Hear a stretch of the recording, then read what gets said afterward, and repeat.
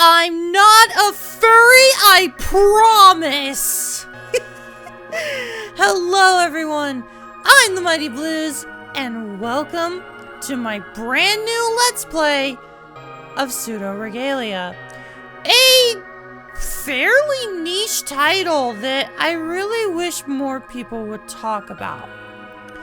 As far as I know, this game is only on Steam, which partially is why I feel like it's not as popular as it should be. I feel like if it had a Switch release, it would be a lot more successful.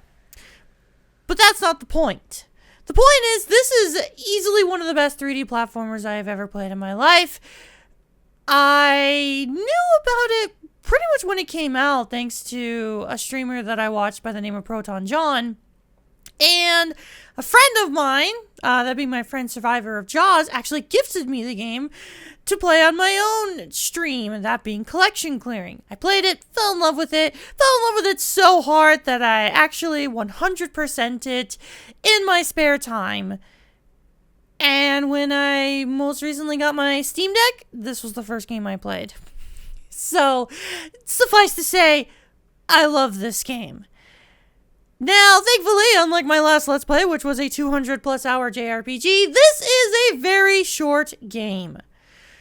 In my first playthrough, I 100%'d the game, and in probably half of that time, I was running around not knowing what to do. It took me 10 hours. So this game ain't very long. So, let's enjoy a nice short experience with Pseudoregalia.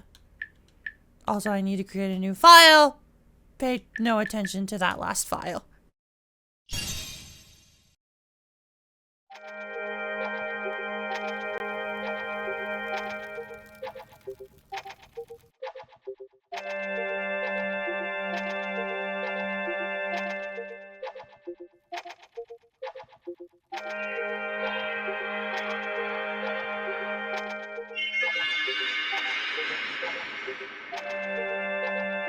And that's it!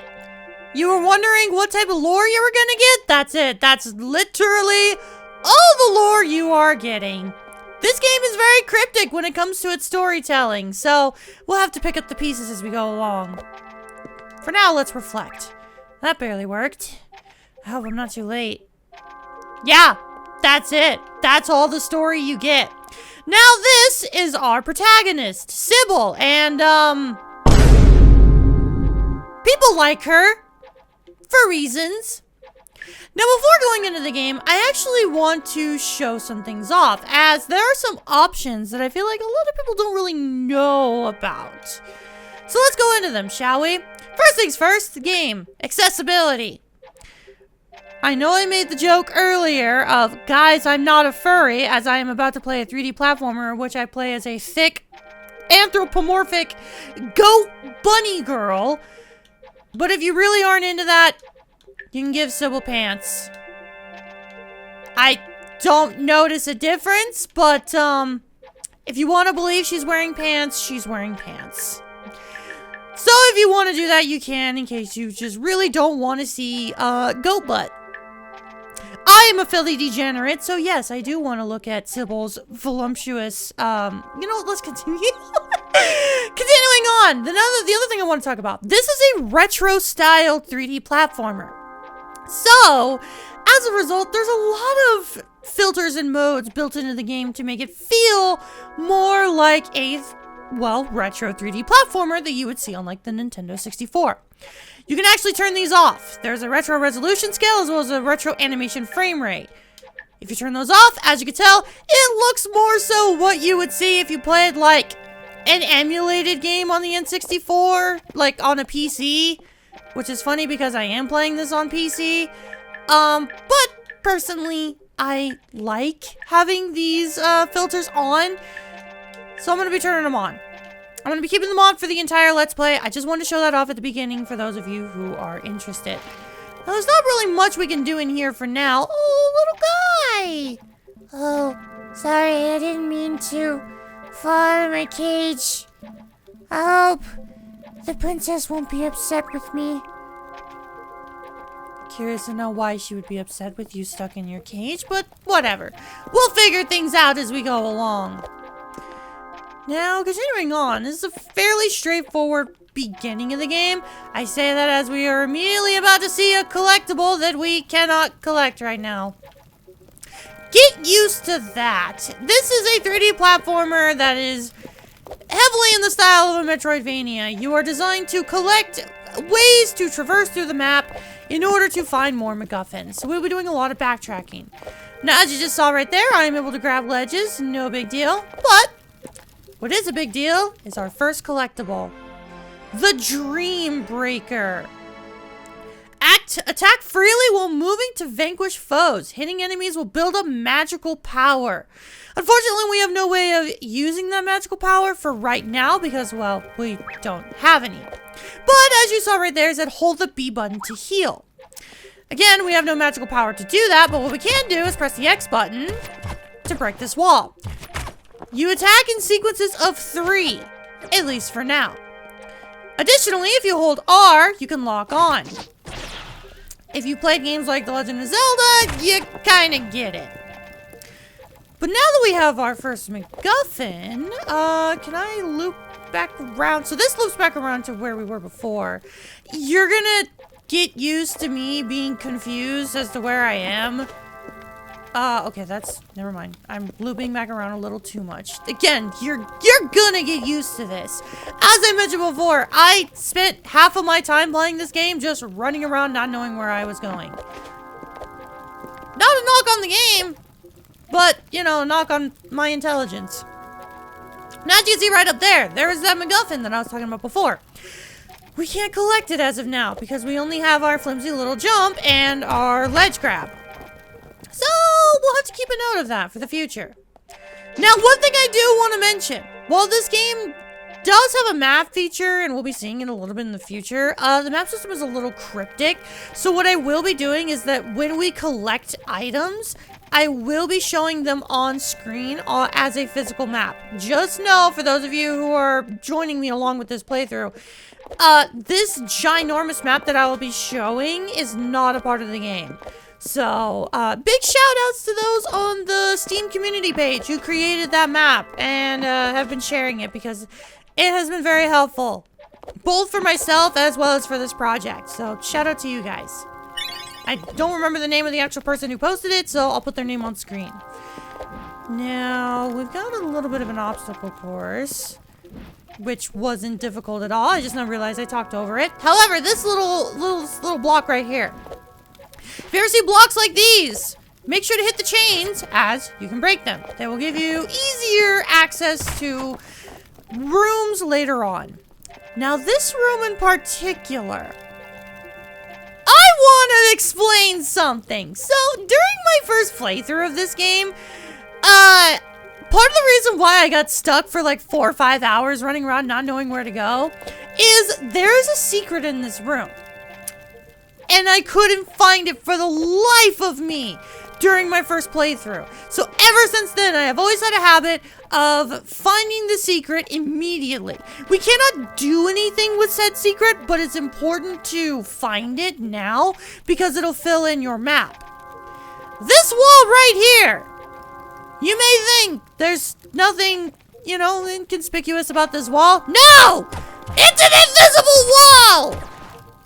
If you hit this wall enough times, it'll break, giving you a new entrance. Now, we can't do anything with said entrance because it is completely pitch black. So I won't be going in here at all for anything right now, but just know we will be returning to this room later. So if you're playing alongside me, just know, yeah, you're gonna need to go through that at some point. So, keep a mental note of it. No, the game does not tell you it's there. Again, this game is very cryptic. Now this right here is a save point. Hit it, your game is saved. You are automatically healed upon saving. Unfortunately, you do not fill up your magic meter. Nothing we can really do in here. But we have a new collectible. The slide. Plus left trigger on the ground to slide. Gain a boost of speed and slide under tight gaps in some attacks. But by itself, an incomplete technique.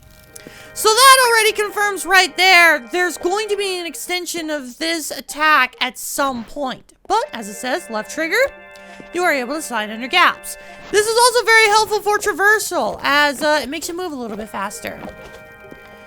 And a great demonstration of this technique is right here, as we can simply slide underneath the blades.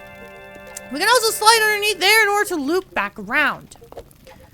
No reason to go back, so let's continue through this way. Unfortunately, this technique is not going to help you be able to grab that MacGuffin that I showed off before. Which actually, I think if I remember correctly, there might be something in this room? I don't remember. Am I going in the right direction? Nope, there is nothing we can do in here. Again, get used to that. You're going to be seeing it a lot. I love this game, but man, this game can be confusing to navigate sometimes. But this is where we need to go. I do remember. Little guy! Your disguise is paper thin, but it'll fool most of them. Not like it matters. You're stuck here like the rest of us now. No getting past Strong Eyes. Ooh, I wonder who that is. Yeah, no, I don't think we need to be fooling anyone, because it's not like we need to slip by them. All they need to do is see this glorious ass, and they'll be mesmerized. Listen, alright, if you've been around for any of my collection clearing live streams, you will know, alright, I am a degenerate. This game is a great representation of why can't I go up this platform? I can grab this. Yeah, there you go. I am going to listen. I love Sybil. Okay, I love and respect her. She is a very well designed character. Love her to death. But girl, I am bisexual as all hell, so I will be ogling them curves. All right. There's a reason why we removed her pants. Okay. I would also like to remind everyone I am not a furry. And ooh, key. Oh. Welcome to our first boss fight, and one that actually gave me trouble during my first playthrough. He's basically going to do really strong sweeping attacks, so you're going to want to slide underneath his attacks. I recommend kind of just going for a few jabs and then sliding in order to dodge as many of his attacks as possible. He's also going to do that jump slash. Just know that a lot of his attacks are very well tracked, so if you feel like you're getting hit a lot, try getting in the habit of running around him and sliding. Because usually if you run around him and slide like this, you're bound to not really get hit much. But also don't feel bad if you end up dying because, well, I died during my first playthrough of this too. Also, listen to this damn music! Holy hell, it's so good!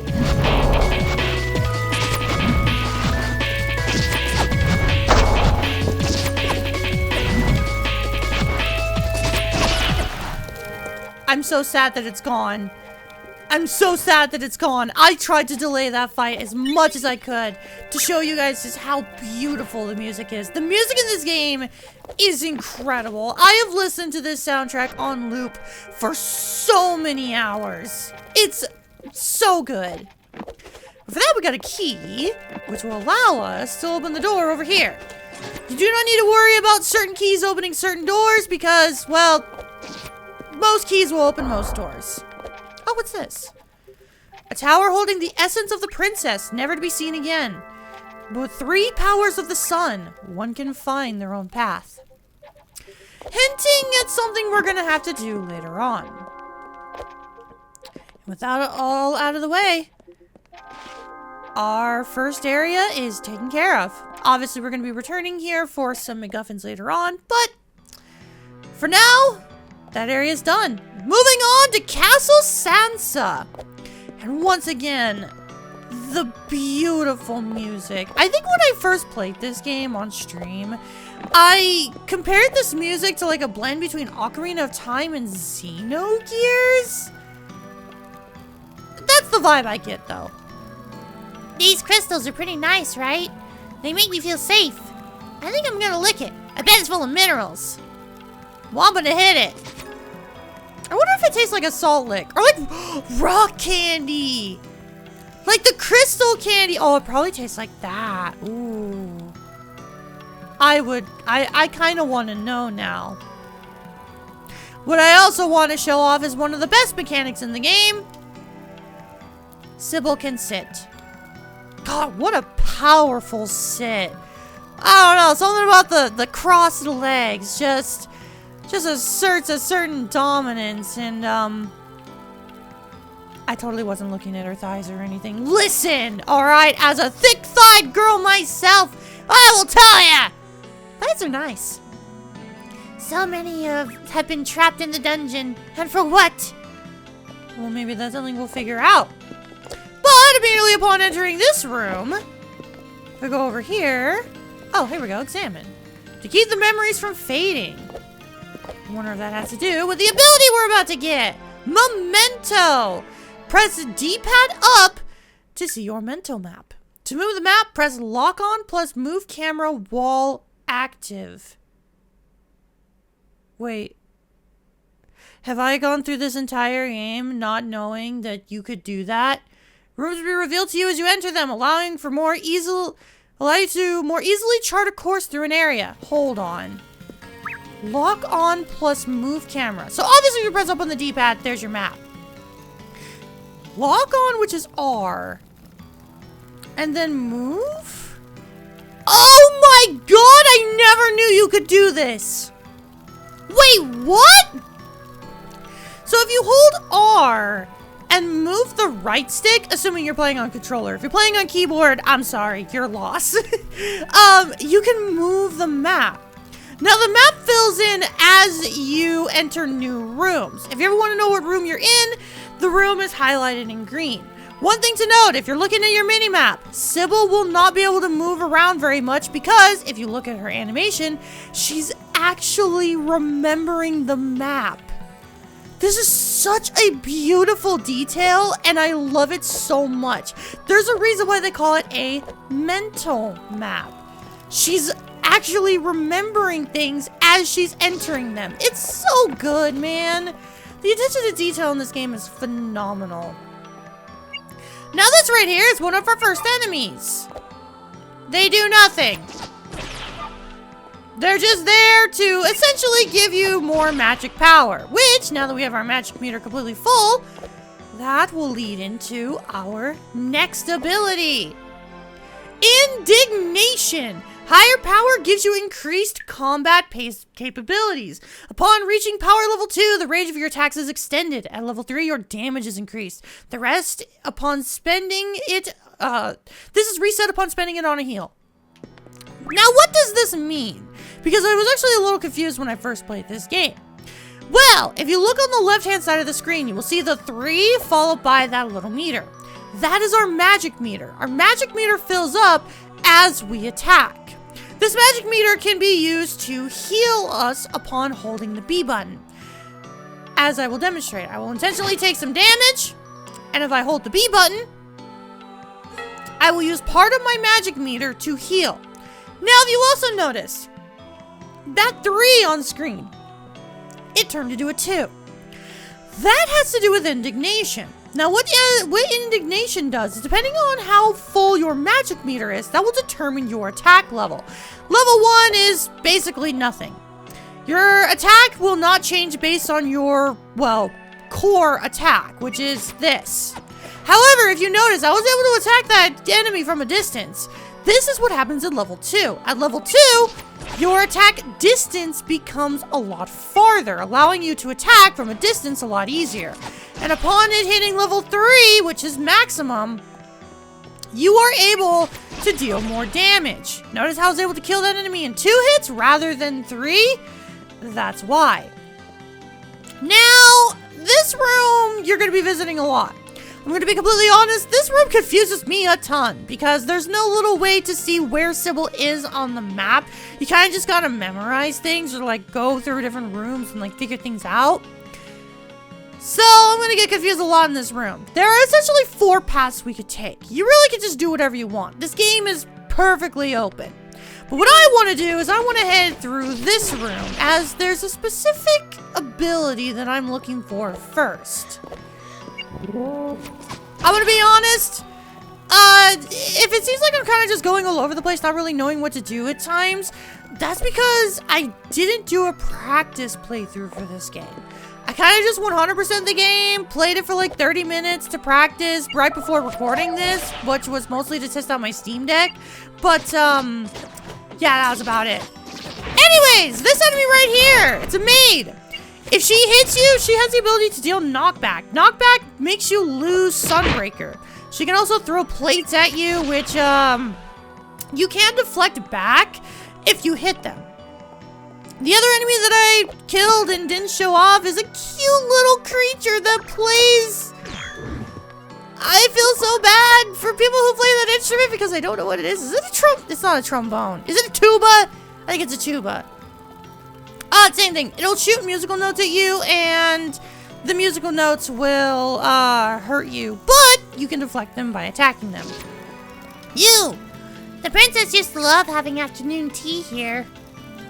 But the handmaiden has run out of her special ingredient. I guess the princess doesn't really want anyone else's tea. She's picky that way. But let's take a break on the gazebo. In the gazebo. Can I sit here? Yes, I can. Beautiful. And you know what? I think this is a wonderful stopping point. Thank you all so much for watching, and next time on Pseudoregalia, we're going to continue exploring Castle Sansa, seeing if we can get some more abilities and exploring more of the map. And until then, I will see you all later. Goodbye!